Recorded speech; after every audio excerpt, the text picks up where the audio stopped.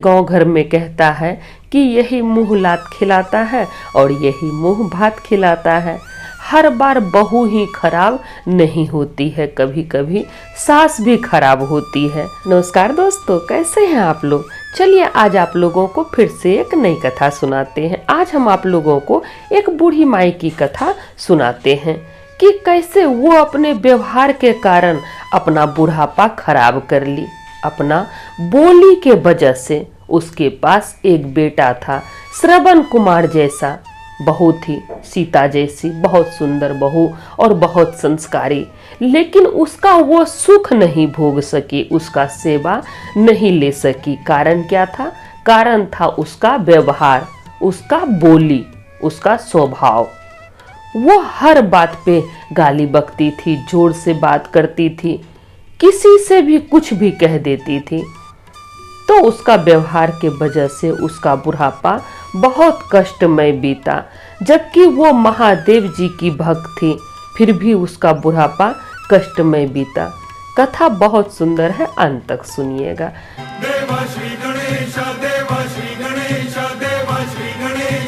कि किसी नगर में एक बूढ़ी अम्मा रहती थी अपने बेटे और बहू के साथ। अब देखिए, बूढ़ी अम्मा जो थी अपनी बहू से हमेशा लड़ते रहती थी, खूब झगड़ा करती, छोटी छोटी बातों को लेकर उसको ताना मारते रहती। बहू जब शादी करके ससुराल आई थी तो वो सोची थी कि घर में तो सिर्फ सास ही रहेगी, ससुराल में तो सिर्फ सास ही है, ससुर है नहीं, देवर है नहीं, ननद है नहीं, कोई नहीं है, सिर्फ एक सास ही है। तो जब हम ससुराल शादी करके जाएंगे तो अपनी सास को माँ के तरह प्यार देंगे, उसको माँ के तरह रखेंगे, उसकी खूब सेवा करेंगे, उसका कहना मानेंगे। तो इतना सारा बात वो सोच के ससुराल आई थी। लेकिन जब ससुराल आई तो देखती है सास का तो स्वभाव ही बिल्कुल अलग है। अब बेटा के सामने बहू से बहुत प्रेम से बात करती, लेकिन वही बेटा जब काम पे चला जाता तो फिर वो बहू से खूब लड़ती, खूब झगड़ती। तो उसके घर में हमेशा झगड़ा होते रहता था, हमेशा झगड़ा लड़ाई होते रहता था।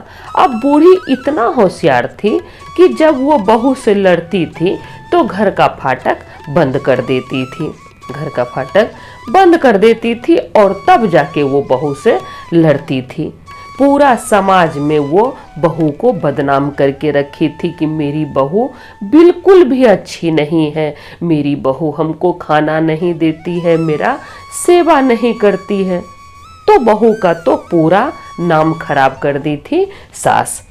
अब जब कभी बहू घर से निकलती थी, घर से बाहर जब निकलती थी, कहीं जाती थी, तो समाज का आदमी उसको अच्छी निगाह से नहीं देखता था।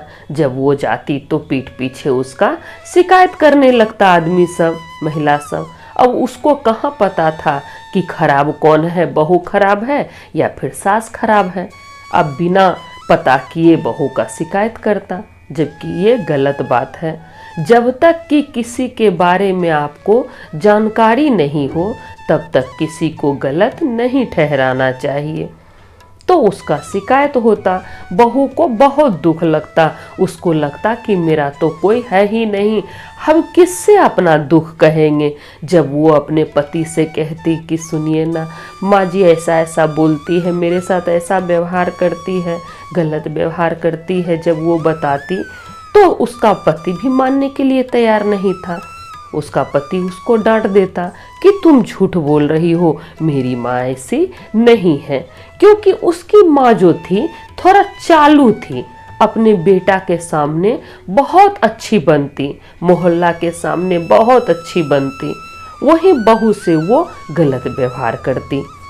तो बेटा नहीं मानता था कि मेरी माँ खराब है, तब बहू किससे कहे, कट रहा था उसी तरह।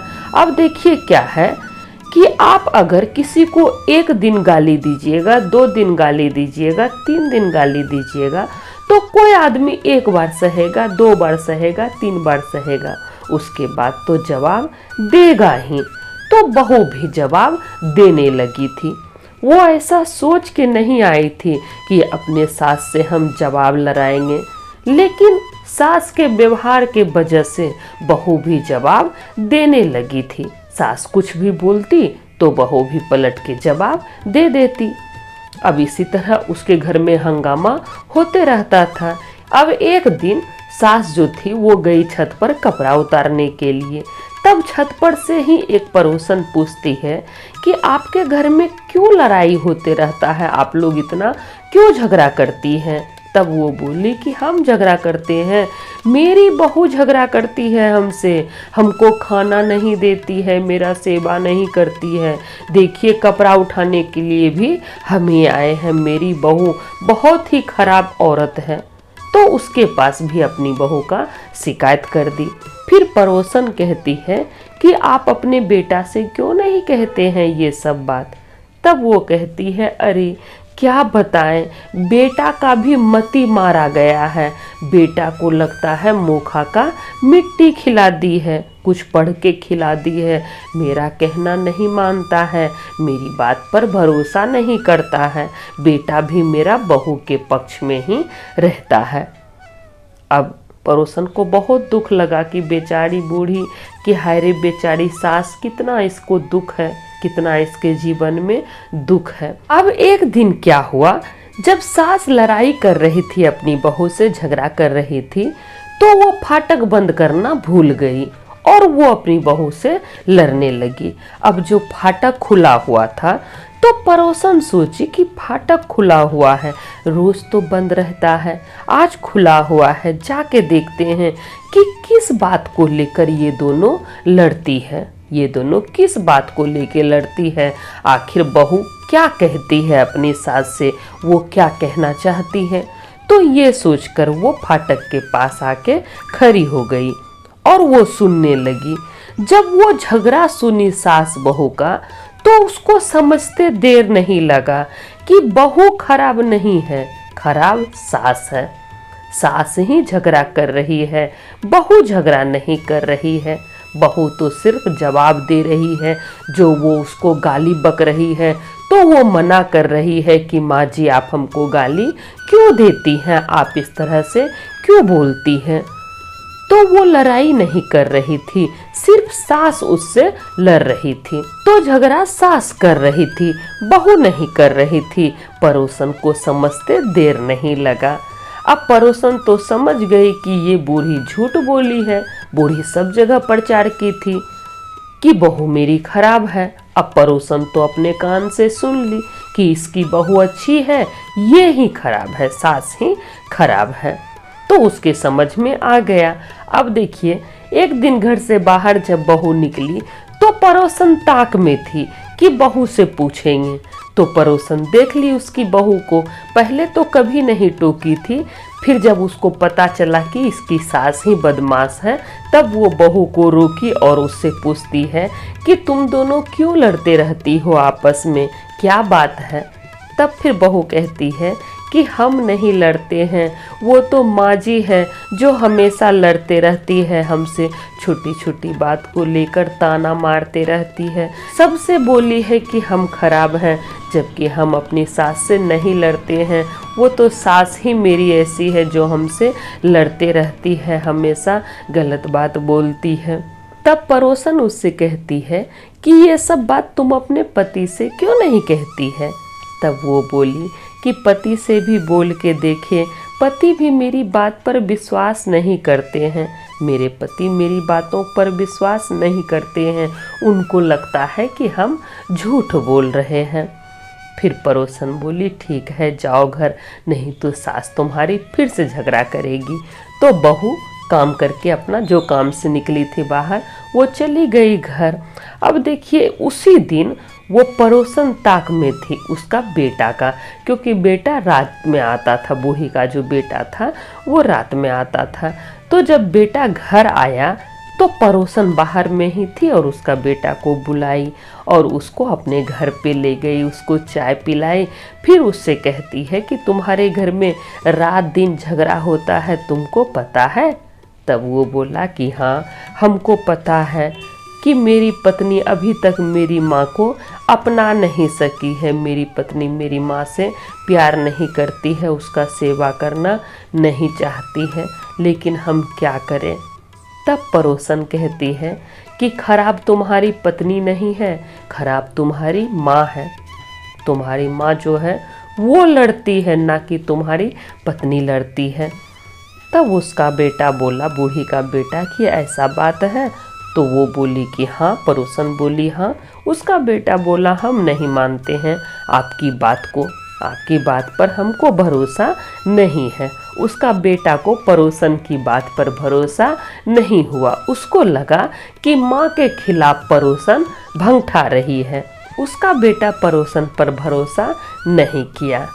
जाहिर सी बात है, उसका बेटा समझदार था, तो उसको लगा कि पड़ोसन जो है उसकी माँ के खिलाफ उसको भंगठा रही है, तो वो भरोसा नहीं किया। तब पड़ोसन बोली कि तुम कल ऑफिस मत जाओ, कल काम पर मत जाओ, फिर तुम अपने कान से सुनना और अपने आँख से देखना। तो वो देखिए अगला दिन जब हुआ तो काम के बहाने से निकला घर से। वो जैसे रोज जाता था वो निकल गया काम पे। अब जैसे बेटा गया काम पे, वैसे उसकी सास फिर से अपनी बहू से लड़ने लगी। कुछ से कुछ छोटा छोटा बात पे पूरा उसको ताना मार रही थी, उसको श्राप दे रही थी, गाली बक रही थी। अब ये सब उसका बेटा सुन लिया, क्योंकि उसका बेटा तो ऑफिस गया नहीं था, घर के पास ही था। अब माँ को लगा कि बेटा तो मेरा चला गया, लेकिन बेटा घर के पास ही खड़ा था। वो सारी बातों को सुन लिया। उसके समझ में भी आ गया कि मेरी पत्नी खराब नहीं है, मेरी माँ ही खराब है। मेरी माँ मेरी पत्नी को गाली देती है। अब वो सारी बातों को सुन लिया तो उसके समझ में भी आ गया कि खराब मेरी पत्नी नहीं है, बल्कि खराब मेरी माँ है। मेरी माँ ही मेरी पत्नी से लड़ते रहती है, झगड़ते रहती है। तो वो घर के अंदर घुस गया। जब बेटा को देखी तो वो भौचक्का रह गई और फिर अपने बेटा से कहती है कि बेटा देखो, तुम्हारी पत्नी हमसे लड़ रही है, हम उससे कुछ नहीं कहे हैं। तब वो कहता है कि माँ, हम आपकी सारी बातों को सुने, आप ही मेरी पत्नी से लड़ती हैं, मेरी पत्नी आपसे नहीं लड़ती है। आखिर उससे क्यों लड़ती हैं आप? वही तो आपका सेवा करती है न माँ, फिर उससे क्यों लड़ती हैं? आपके बुढ़ापा में वही आपका सेवा करेगी, उससे नहीं लड़ना चाहिए आपको।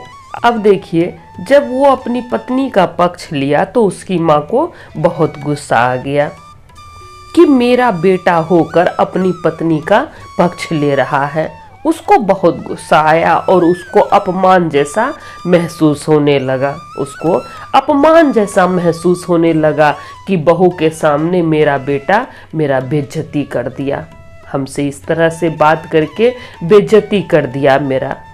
तब वो कहती है कि एक काम करो, तुम अपनी पत्नी को लेकर निकलो मेरे घर से। ये घर मेरा है, ये घर मेरा पति हमको बना के दिया है, इसलिए तुम निकलो इस घर से। तब बेटा कहता है कि माँ, हम चले जाएंगे, अगर आपको हम लोगों से इतना ही दुख है, हम लोग से इतना ही दुख है, तो हम चले जाएंगे। अब देखिए, उसका बेटा और उसकी बहू वो घर छोड़ के चला गया, दूसरे घर में, भाड़ा के घर में चला गया और वहीं रहने लगा। अब ये समूचा घर में बूढ़ी अकेले ही रहने लगी। उसको बहुत गुस्सा था कि मेरा बेटा मेरी बहू का पक्ष लिया। वो बहुत गुस्सा थी अपने बेटा से। अब बेटा बहू तो चला गया, लेकिन उसके समझ में ये बात नहीं आया, बूढ़ी के समझ में, कि मेरा उम्र होते जा रहा है, अब मेरा उम्र हो रहा है, अब हम बुढ़ापे की ओर जा रहे हैं, अब हमको सहारे की जरूरत है। तो वो अपने घमंड में चूर थी, ये सब बात वो सोची नहीं, बहू बेटा को घर से निकाल दी। अब देखिए, कुछ समय बीता, सारा काम तो इसी को करना पड़ रहा था। पहले तो बहू थी तो कुछ नहीं करती, खाली शिकायत बतियाती थी। अब तो घर का सारा काम इसी को करना पड़ रहा था, तो इसका हो गया तबीयत खराब। अब जब बेटा और बहू को ये बात पता चला कि माँ का तबीयत खराब हो गया है, तो बहू बेटा दोनों आया अपनी माँ के पास। बहू आई सास के पास, बेटा आया अपनी माँ के पास और कहता है कि माँ, तुमको क्या हो गया है? तुम्हारा तबीयत खराब हो गया है सुनते हैं। तब माँ कहती है कि तुमको हम बुलाए थे, तुम क्यों आया यहाँ? मेरा घर हथियाने के लिए आया है। इस घर में हम तुमको एक पाई भी नहीं देंगे, ये घर तुमको नहीं देंगे। तुम घर के लालच से आया है कि मेरा सेवा करेगा तो हम ये घर तुमको लिख देंगे, हम दूसरे को दे देंगे, लेकिन तुमको ये घर नहीं देंगे। तब उसका बेटा कहता है कि माँ, हमको ये घर चाहिए भी नहीं, आप ही रखिए ये घर। तो वो बेटा और बहू को धुतकार के भगा दी घर से, क्योंकि वो गुस्से में थी, तो वो भगा दी घर से। अब बेटा बहू तो चला गया, धीरे धीरे समय बीता। अब देखिए, एक बार बरसात का मौसम आया और सीढ़ी पर पानी गिर रहा था। वो सीढ़ी पर जब चढ़ी तो उसका पैर फिसल गया और उसका कमर का हड्डी टूट गया। उम्र भी हो गया था और कमर का हड्डी टूट गया। अब जब कमर का हड्डी टूट गया तो उसका सेवा कौन करे? घर में तो कोई और नहीं था, इकलौता बेटा था, एक बहू थी, उसको भी वो घर से निकाल दी अपने व्यवहार के कारण। अपनी बहू और अपना बेटा को तो घर से भगा दी कहिए। अब उसका सेवा कौन करे? तो घर के लालच में उसका सगा संबंधी आके उसका सेवा करने लगा, उस घर के लालच में कि ये बूढ़ी हमको ये घर लिख देगी। अब बूढ़ी क्या की थी, गुस्सा में आके वो घर पहले दूसरे रिश्तेदार को लिख दी थी। इतना गुस्सा था उसको अपने बेटा से कि अपना घर वो दूसरे रिश्तेदार को पहले ही लिख दी थी।